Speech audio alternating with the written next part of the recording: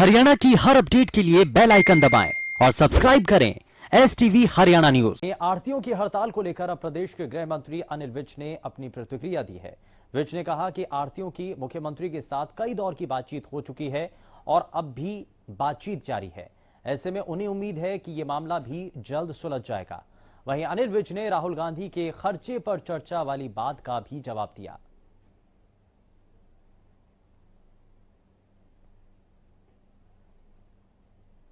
उनके साथ बात हो रही है, मुख्यमंत्री जी के साथ कई दौर की बात हो चुकी है और हमें उम्मीद है कि मामला हल हो जाएगा। और राहुल गांधी तो पता नहीं रोज क्या क्या बोलते रहते हैं। प्रधानमंत्री जी जो देश के सामने सभी मुद्दे हैं, उन सभी मुद्दों पर अपना विचार रखते हैं और उन सभी का समाधान की तरफ देश को लेके जाते हैं। पूर्व सीएम भूपेंद्र सिंह हुड्डा ने गुरुवार को करनाल अनाज मंडी का दौरा किया। भूपेंद्र सिंह हुड्डा ने दुख टूक कहा कि सरकार किसानों के साथ अलग अलग प्रयोग ना करे। साथ ही उन्होंने कहा कि सरकार को किसान की मर्जी पर छोड़ना चाहिए कि वो पेमेंट कैसे लेंगे। सिस्टम था, आड़ती कोई बिचौलिया नहीं है, ये फैसिलिटेटर है, फैसिलिटेट करते हैं किसान को। पहले सिस्टम था फसल पकते ही किसान अपने आड़ती के पास रख देता था, पक्की यहाँ बनी हुई है। आड़तिया अगर बारिश आती तो आड़तिया उसके ऊपर तिरपाल लगवाता था, उसकी फसल को बचाता था। ये मिलजुल के काम उनका चलता था। और मजदूर जो रोज की रोज अपनी दिहाड़ी देते हैं यहाँ मंडी में, वो उनको बहुत ज़्यादा परेशानी का है, क्योंकि वो आड़तिए तो आड़तियों से एडवांस भी ले लेते थे और उसका हिसाब भी करते थे। अब वो कैसे हिसाब करेंगे किसान से, कैसे होगा, कोई इसमें क्लियरिटी नहीं है। तो एक तो ये कानून जो है, ये जो तरीका बनाया ये गलत है। कि सरकार को चाहिए किसान स्टेक होल्डर्स जितने हैं, किसान आड़ती और मजदूरों से ही बात करे, उसके हिसाब से करे। और जैसा फैसला हुआ था पिछले साल भी मैंने कहा था, ये ऑप्शन किसान के साथ छोड़नी चाहिए। किसान और वहीं गोहाना अनाज मंडी में आढ़तियों की हड़ताल दूसरे दिन भी जारी है। इससे किसानों को काफी परेशानियों का सामना करना पड़ रहा है। दरअसल आढ़तियों की मांग है कि सरकार ने जो गेहूं के उठान को लेकर ऑनलाइन पंजीकरण शुरू किया है, उससे उन्हें काफी दिक्कतें आ रही हैं। और आढ़तियों का यह भी कहना है कि पिछले सालों की तरह ही गेहूं का उठान मैनुअल किया जाए। गौरतलब है कि किसान पहले तो गेट पास लेने के लिए कई घंटों लाइन में खड़े होकर परेशान होते थे और अब उसके बाद मंडी में आढ़तियों की हड़ताल से परेशान है, जिसके चलते मंडियों में दूसरे दिन भी किसानों के गेहूं की खरीद नहीं हुई है। आज हड़ताल रखी है स्टेट बॉडी ने, उनको फॉलो कर रहे हैं, जैसे वो स्टेट बॉडी बोलती है वैसे फॉलो कर रहे हैं। हड़ताल को कर रखी है हमने। उनकी डिमांड यही है कि भाई जमींदार का जो ऑप्शन था पेमेंट का, भाई जमींदार अपने खाते में ले या आर्थिक खाते में जाए, वो ऑप्शन होना चाहिए। जबरदस्ती खाते में पेमेंट डालो जमींदार के, जो जमींदार खाता है डाल दो, और जो मना करे वो आर्थिक खाते में डाल दो। क्या है कि हैफंड ने एक सिस्टम बनाया लिफ्टिंग का, ऑनलाइन का सिस्टम है। आड़ती को पढ़ा लिखा तो है नहीं ना, उनके समय सिस्टम आ रहा है। ये एक दुकान से उठाओ 10 कट्टे, एक में 20 कट्टे, फिर उनको मैसेज डालो, गाड़ी नंबर दो उसको, तब जाके गेट पास करता है। तो वो सिस्टम हमें रास नहीं आ रहा। हम चाहते हैं जो सिस्टम पहले था मैनुअल। भाई साहब जी, मैं कल भी क्यों ले गया था, 2 ट्रेली कल खाली करके गया था। आड़ती हड़ताल पर बैठे हुए हैं और यहाँ क्यों ना तो कोई उतार रहा है ना कोई वो कर रहा है, और ना ही यहाँ पे लोट नंबर काटे जा रहे हैं और बहुत लंबी कतार लगी हुई है, जिससे किसान परेशान होता है और शाम को 5 बजे बंद करके चले जाते हैं लोट काटने वाले भी। ये कह रहे हैं कि गवर्नमेंट से हमारी तरफ से कोई एफसीआई विटामी देने से मना कर रहा है। किसान आंदोलन में तेजी और मजबूती लाने के लिए चरखी दादरी से निर्दलीय विधायक सोमवीर सांगवान 11 तारीख को कितलाना टोल पर होने वाली अहम पंचायत का न्योता देने ढांसा बॉर्डर पहुंचे। और इस दौरान हरियाणा न्यूज से खास बातचीत में सोमवीर सांगवान ने सरकार पर तीखा हमला बोला। दादरी के निर्दलीय विधायक सोमवीर सांगवान यहाँ पहुंचे हैं। उन्होंने 11 तारीख को सभी खाप प्रधानों को इनविटेशन दिया है। क्या सांगवान खाप क्या नया करने वाली, उनसे 11 तारीख का आप हर जगह पहुंचकर सभी खाप प्रतिनिधियों को इनविटेशन दे रहे हैं। इसकी क्यों जरूरत आन पड़ी? ऐसा है, 11 तारीख को भिवानी जिले के पंचायत और तमाम खापों के गैर राजनीतिक संगठनों के अध्यक्ष हमने बुलाए हैं। तो इस आंदोलन को और ज्यादा गति इसमें और क्या सुधार हो सकता है, उसके विषय में बैठ के हम डिस्कस करें। लगातार भाजपा और जसपा के जो विरोध हो रहा है, किसान कर रहे हैं, उसको सोमवीर सांगवान किस तरह से देखते हैं? मैं उसको देख रहा हूँ कि सरकार में जेजेपी हो चाहे बीजेपी हो, अब माहौल ठीक नहीं है प्रदेश के अंदर। तो धरने में बैठे हैं, प्रदर्शन कर रहे हैं, तो कौन सा काम अटक रहा है सरकार का? ये प्रोग्राम 1-2-4 महीना पीछे कर लेना जरूरत थोड़ी कहाँ। जब जनता नहीं चाहती तो जबरदस्ती क्यों थोपना चाहते हैं, क्यों कर रहे हैं? ये तो इसी प्रकार काम कर, जिस प्रकार कानून थोप दी इसी प्रकार ये थोपने ही काम कर रही है। किसानों के हित में जो भी फैसला होगा, किसान नेता हो या खाप प्रतिनिधि हो, पूरी तरह से तैयार है। अब देखते हैं कि 11 तारीख को जो सोमवीर सांगवान यहाँ पर इन्विटेशन देने आए, कितने खाप प्रतिनिधि पहुंचते हैं और आगामी रणनीति क्या होती है।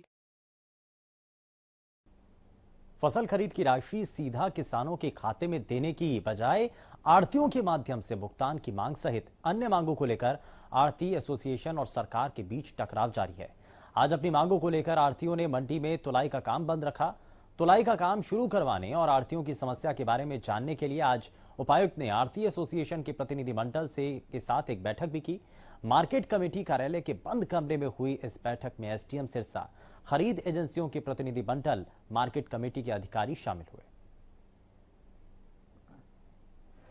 मॉर्निंग में वीडियो कॉन्फ्रेंसिंग सीएम साहब के साथ हुई, तो ये सब भी जो इनके ज़्यादा कोई ऐसा इश्यू अभी है नहीं जिस पर डिस्प्यूट हो, और बातचीत से वो भी हल हो जाएगा। और ये भी बड़ा पॉजिटिव है, तो अभी इनको बोल दिया अपनी तैयारी रखें, फसल 1-2 दिन में ज़्यादा आएगी तो ठीक है, हो जाएगा सॉर्ट आउट। मांग ये है कि हरियाणा सरकार ने पोर्टल पे जो किसानों का रजिस्ट्रेशन करवाया था, उसमें एक ऑप्शन दिया था कि किसान जो पेमेंट है वो आढ़ती के थ्रू लेना चाहता है या डायरेक्ट लेना चाहता है। तो जिसमें मोस्टली किसानों ने 70% ने ये कहा था कि हम आढ़ती के थ्रू लेना चाहते हैं। तो ठीक चल रहा था मामला। अब वो एकदम सरकार ने ये चेंज कर दिया कि नहीं, सारी पेमेंट ही हम किसानों को डायरेक्ट देंगे। और दूसरा, उसमें जैसे मार्केट कमेटी का कानून है, ला है कि जो किसान फसल लेके आता है उसकी जो उतराई होती है ट्राली वगैरह से या उसकी जराई सफाई होती है, उसका आढ़ती जो है वो जे फार्म में पैसे काटता है, वो किसान से पैसे काटता है। और सरकार ने इस बार ये ऑर्डर कर दिया कि जो 1975 रुपये एमएसपी का रेट है, हम पूरे का पूरा ही किसान के खाते में डालेंगे, हम उसको नहीं देंगे, आप सीधा पैसे जो है किसान से लो। तो पैसे किसान से हम लेंगे तो 2 नंबर में लेंगे, कैश लेंगे, कैसे लेंगे, तो उसमें भारी दिक्कत आ रही है। पेमेंट तो आप किसान के खाते में डाल रहे हो और जो मजदूरी के पैसे वो कहते हैं आप उधर से। सिरसा अनाज मंडी में फसलों की तुलाई नहीं हुई, वहीं किसान मंडी में गेहूं की फसल लेकर पहुंच रहे हैं। गेट पास कटने और मैसेज मिलने के बाद फसल मंडी में आई, लेकिन तुलाई ना होने से किसान परेशान है। किसानों का कहना है कि उन्हें फसल मंडी में लेकर आने का मैसेज मिला, लेकिन मंडी आढ़तियों द्वारा तुलाई नहीं करवाई गई। अब फसल मंडी में आ गई है और तुलाई नहीं होने तक वो रखवाली करने को मजबूर हैं। जानकारी के अनुसार आढ़ती एसोसिएशन ने भुगतान की समस्या को लेकर तुलाई नहीं करवाई है। सुबह 5 बजे क्या आएगा, अभी कोई नहीं आया जी, कोई समाधान नहीं है जी। तो कितनी गेहूँ लेके आओ? हम 3 किले की लेके आए जी। तो क्या कह रहे हैं यहाँ पे? आप तो कह रहे हैं हड़ताल है जी, आढ़ती हड़ताल है। आढ़ती तोड़ रहे नहीं, हड़ताल है जी, कह रहे हैं हड़ताल है, 1-2 दिन के लिए कह रहे हैं हड़ताल है। तो आपका मैसेज तो गया हुआ, SMS तो गया हुआ? मैसेज तो गया है जी, बोल रहे हैं लेट है, कोई सुनाई नहीं हो रही है। हरियाणा विधानसभा के बजट सत्र के दौरान 10 मार्च को मुख्यमंत्री मनोहर लाल पर कथित तौर पर पंजाब शिरोमणि अकाली दल के विधायकों की तरफ से हमले के मामले में विधानसभा स्पीकर ज्ञानचंद गुप्ता ने डीजीपी को एक पत्र लिखा। पत्र में डीजीपी से घटना के लिए जिम्मेदार लोगों की जानकारी और उन पर की गई कार्रवाई का ब्यौरा मांगा गया। जानकारी मामले में डीजीपी ने 3 सदस्यीय कमेटी गठित की। कमेटी ने विधानसभा को अपनी आधी अधूरी रिपोर्ट पेश की। रिपोर्ट में घटना के कुछ बिंदुओं का उल्लेख जरूर है, लेकिन घटना क्यों हुई, कैसे हुई, सुरक्षा में कहां कमी रही और जिम्मेदार अधिकारियों को लेकर रिपोर्ट में कुछ भी नहीं कहा गया। और इन्हीं पहलुओं को लेकर उन्होंने डीजीपी मनोज यादव को पत्र लिखा। मुख्यमंत्री जी के ऑफिशियल प्रेस ब्रीफिंग के अंदर पंजाब के कुछ विधायकों के द्वारा जिस प्रकार से वहाँ पर अटैक किया गया, जिस प्रकार से ऑफिशियल ब्रीफिंग को डिस्टर्ब किया गया, सिक्योरिटी को ब्रीच किया गया, और उसको लेकर के एक 3 मेंबर की इंक्वायरी कमेटी जो है वो डीजीपी साहब ने कॉन्स्टिट्यूट की थी। उस 3 मेंबर कमेटी की जो रिपोर्ट आई उसके अंदर बहुत सारी ऐसी चीजें थी जो इंक्वायरी रिपोर्ट के अंदर आनी चाहिए थी, लेकिन मुझे लगता है कि वो जो इंक्वायरी रिपोर्ट आई है वो आधी अधूरी रिपोर्ट है। उसके अंदर उस इंसिडेंट को तो पूरा ब्यौरा दिया गया है, लेकिन क्यों हुआ, किस कारण हुआ, कहां पर सिक्योरिटी का लैप्स हुआ, उस सिक्योरिटी लैप्स के लिए कौन कौन जिम्मेवार थे, कहां किस ऑफिसर की ड्यूटी लगाई गई। हांसी में आज गुप्त सूचना के आधार पर सीएम फ्लाइंग की टीम ने काली देवी रोड स्थित बने रमन की क्लिनिक पर छापा मारा। इस दौरान स्वास्थ्य विभाग की टीम मौजूद रही। सीएम फ्लाइंग के इंस्पेक्टर राजबीर सिंह ने बताया कि उन्हें सूचना मिली थी कि शहर में कुछ लोग फर्जी डिग्री से क्लिनिक चला रहे हैं। छापेमारी के दौरान सीएम फ्लाइंग ने ऑपरेशन करने के उपकरण और कुछ प्रतिबंधित दवाई अपने कब्जे में ली। फिलहाल पुलिस ने रमन क्लिनिक के संचालक डॉक्टर आनंद को गिरफ्तार कर अलग अलग धाराओं के तहत मामला दर्ज कर लिया है।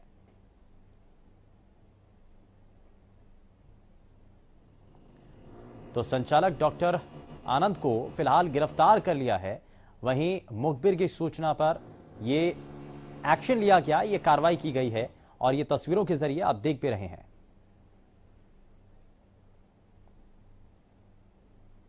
पिछले 9 महीने से सीवर ओवरफ्लो की समस्या से परेशान वार्ड नंबर 5 के निवासियों ने नगर निगम की शव यात्रा निकालते हुए निगम मुख्यालय पर प्रदर्शन किया और जमकर नारेबाजी की।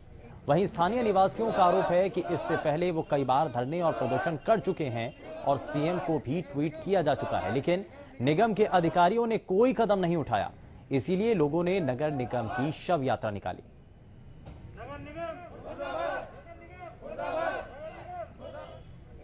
हम लोग नगर निगम से इतना परेशान हो चुके हैं, हम लोग इतने दिन से इस लड़ाई को लड़ रहे हैं, 9 महीने से हो गए, 9 महीने कंटिन्यू लड़ते हुए।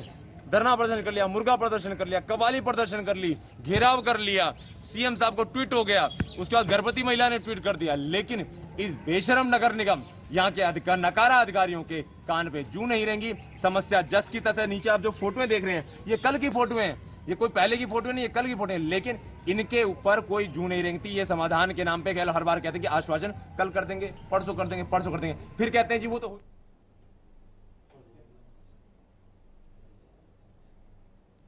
जाखल मंडी में सीआई स्टाफ को कामयाबी मिली है। यहां पुलिस ने एक तस्कर को 1 किलो 260 ग्राम अफीम के साथ गिरफ्तार किया। मामले में डीएसपी टोहाना ने बताया कि सीआईए फतेहाबाद की टीम एएसआई प्रवीण कुमार के नेतृत्व में जाखल में गश्त कर रही थी। इस गश्त के दौरान कुछ लोग संदिग्ध हालत में मिले, जिन्हें पुलिस ने काबू किया।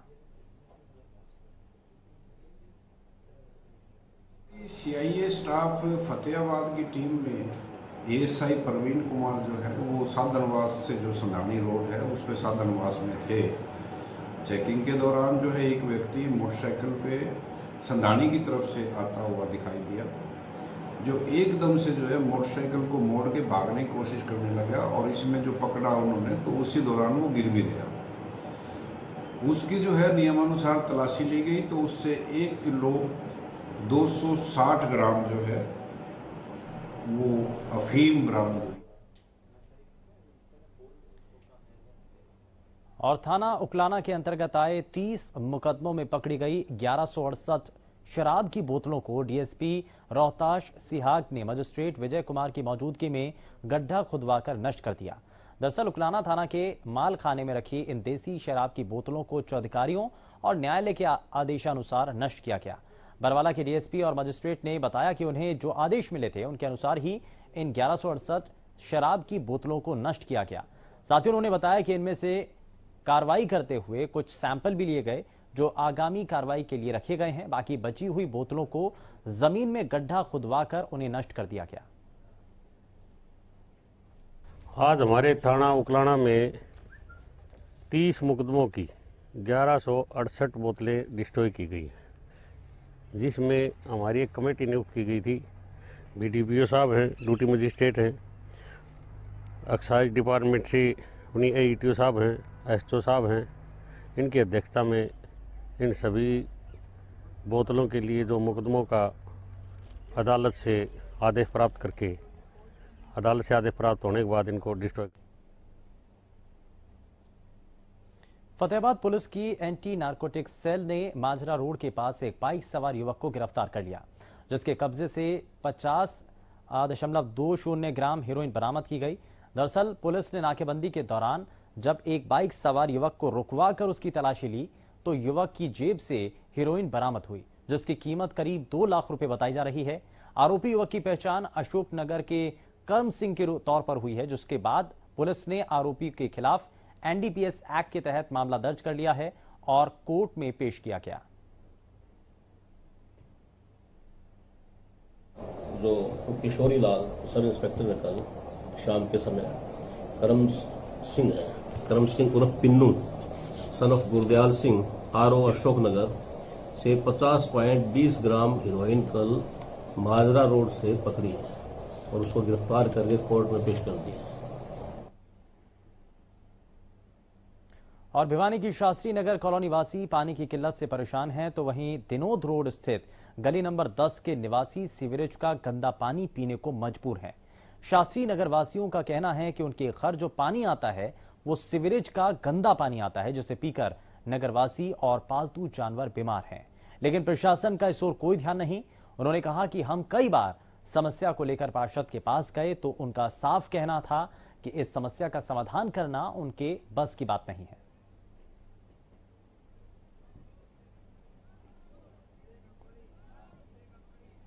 से बिल्कुल गंदा, जैसे सीवर का पानी होता है ऐसा गंदा पानी आ रहा है। पीना तो दूर, किसी भी काम में नहीं ले सकते उसको, ना पशु पी सकता है ना उससे कोई नहा धो सकता है। नहायत गंदा पानी आ रहा है, हमें साफ पानी चाहिए। इसके लिए हम JE SDO तक जा भी चुके और बार बार उनको बता भी चुके। फिर उन्होंने आपको क्या आश्वासन दिया? आश्वासन दे देते हैं, कल आते हैं, परसों आते हैं, कल आते हैं। कल बता रहे थे, आए भी थे, लेकिन कोई समाधान।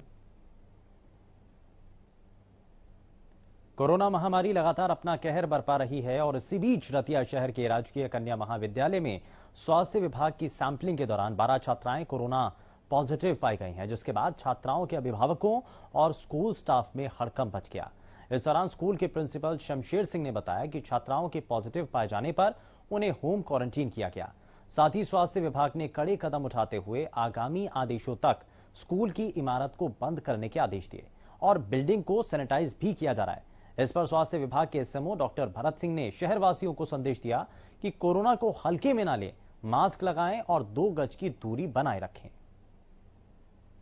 इसमें हमने 5 तारीख को सैंपलिंग करी थी 32 स्टूडेंट की। उसमें से हमारे 12% जो 12 बच्चे हैं वो पॉजिटिव आ गए थे। उनको आइडेंटिफाई करके टेस्ट करके होम आइसोलेट कर दिया है। कल हमने फिर 166 बच्चों की सैंपलिंग करी है, उसकी रिपोर्ट आज आनी है, तो उसमें देखते हैं कितने आते हैं। पर ये बहुत ही मतलब एक सोचनीय विषय है कि बच्चे, चिंता का विषय है कि बच्चे पॉजिटिव आ रहे हैं एक्चुअली में। क्यों? बच्चे घर पे मेन सोर्स होते हैं बच्चे इन्फेक्शन के, और वो घर पे ले जाके अपने बूढ़े बुजुर्ग जो माँ बाप हैं उनको ले जाने में, इन्फेक्शन देने में बहुत बड़ा रोल अदा करते हैं, क्योंकि बच्चे अटैच रहते हैं उनसे। तो ये थोड़ा सा सोचनीय विषय है। तो मैं अपील करता हूँ बार बार कि आप ये सोशल डिस्टेंसिंग करना, हाथ बार बार धोना, सैनिटाइज करना और मास्क लगाना सुनिश्चित करें। विभाग की तरफ से ये आदेश हुए थे कि सभी बच्चों के जो ना कोरोना के जो है ना मतलब टेस्टिंग की जाए, और उस इसी के चलते जो है ना हमने स्कूलों में जो है ना विभाग की टीम को बुलाया था, और विभाग की टीम ने 300 के आसपास बच्चों का जो है ना टेस्टिंग की है। उसमें से 12 बच्चे हमारे जो है ना कोरोना पॉजिटिव पाए गए हैं। और दरअसल क्या है कि अभी विभाग कल ही हमारे हेल्थ डिपार्टमेंट का आदेश हुआ है कि 3 दिन के लिए जो है बंद कर दिया जाए। इस बिल्डिंग को हम सैनिटाइज कर रहे हैं। 3 दिन के लिए जो है हमने स्कूल को बंद कर दिया है। सोमवार को स्कूल खुलेगा। फतेहाबाद की वैक्सीनेशन प्रोग्राम के नोडल अधिकारी डॉक्टर सुनीता सोखी ने कोरोना पर लगाम लगाने की स्वास्थ्य विभाग की नई रणनीति की जानकारी दी है, और उन्होंने बताया कि कोरोना को बढ़ने से रोकने और लोगों का ज्यादा से ज्यादा वैक्सीनेशन करने के लिए 1 महीने तक 7 दिन कोरोना वैक्सीन लगाई जाएगी। इसके लिए स्वास्थ्य विभाग ने आप 1 अप्रैल से सभी स्वास्थ्य कर्मियों की छुट्टियां भी रद्द कर दी हैं। डॉक्टर सुनीता सोखी ने बताया है कि जो लोग 45 साल से ज्यादा उम्र के हैं उन्हें कम से कम समय में कोरोना से बचाव का टीका लगाया जा सके। तो इसको लेकर के स्वास्थ्य विभाग ने अपनी जो रणनीति है वो पूरी तरीके से तैयार कर ली है और बढ़ते संक्रमण को लेकर अब विभाग की तरफ से कोशिशें तेज हैं। लोगों को हर रोज कोरोना का टीका लगाया जाएगा और स्वास्थ्य कर्मियों की बाकायदा इसको लेकर के छुट्टियां भी रद्द कर दी गई हैं और युद्ध स्तर पर ये फिलहाल वैक्सीनेशन के जो कार्यक्रम किए जा रहे हैं उसको तेजी के साथ और प्रभावशाली तरीके से किया जाए, इसकी कोशिशें तेज हो चुकी हैं।